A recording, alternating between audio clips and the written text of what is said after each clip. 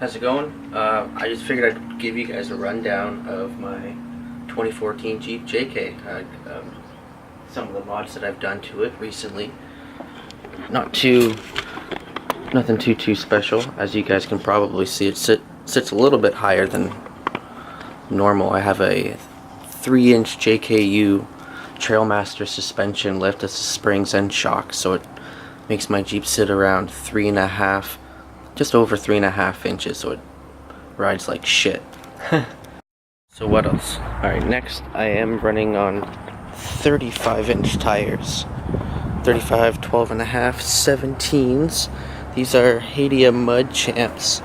Just some Chinese tires, but they actually perform really well. What else? I have Poison Spyders, inner fenders, just the fronts, no rears. Nothing on the rears yet. I plan on rocker guarding this in here, cleaning it up a little bit. I have some speckle rust starting, thanks to great old Canadian winters.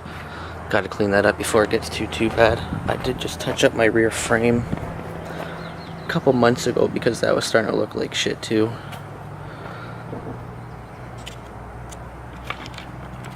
Coming around the front, I have the Smittybilt, I believe it's the SRC bumper, the front bumper there with the winch. That's the Superwinch, 95,000 pounds.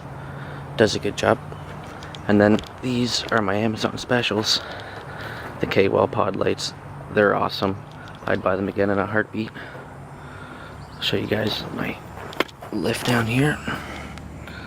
So it's the spring and the shock. They perform pretty well so far. I've only had them on for about a month. Up front, I've had to replace my front and lower ball joints on both sides, tie rod twice, and my drag link once in the 2 years that I've owned it. I'll give you parts descriptions down below if anybody's interested. They're out iron alloy USA ball joints. This is just a stock tie rod. And this is a rock crawler, Rubicon Express rock crawler drag link. I also, get inside here, I replaced, because I am in a sport model, I didn't have this nice fancy deck earlier, so I did replace it with the Jeep Rubicon deck, and it works great. Especially the navigation for trail riding.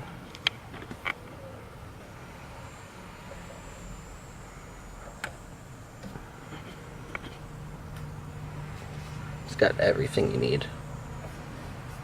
Yeah, I figured I'd show you guys that too. A little bit of the inside. It's an aftermarket sub box that I built. Have my aunt just sitting right down here. But yeah, £2 for a little 10.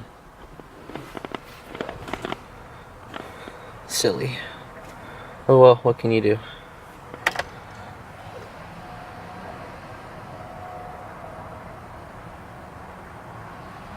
Ooh.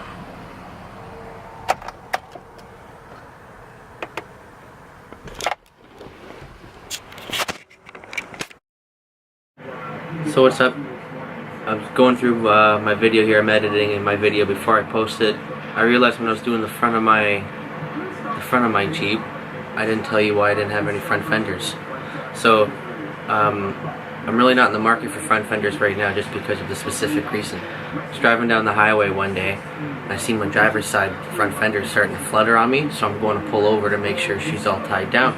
And just before I pull over on the highway, it's like gone in the wind. Just never found it. It was plastic, so I wasn't super concerned about it.